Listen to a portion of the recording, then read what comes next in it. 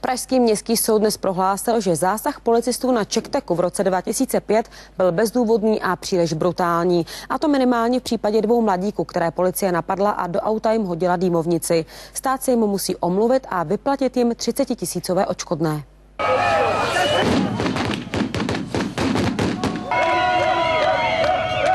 Sledujete zásah policie při taneční party CzechTech před 3 lety.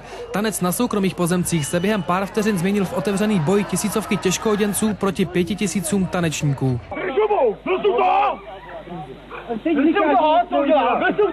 Na fotkách teď vidíte, jak dopadlo auto 2 mladíků. Po vození policejní dýmovnice bylo zcela zdemolováno. My jsme zůstali v autě, čekali, koukali, co se děje.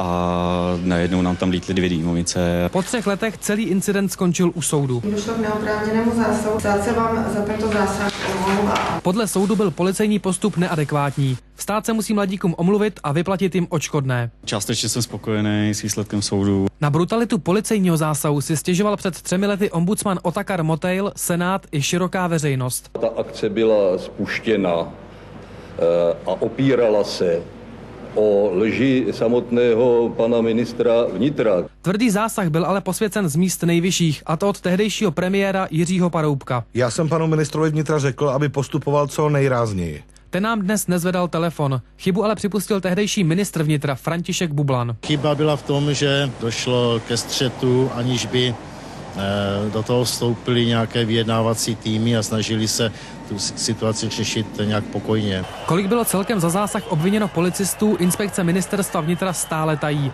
Věc se i po 3 letech prý vyšetřuje. Technařů bylo obviněno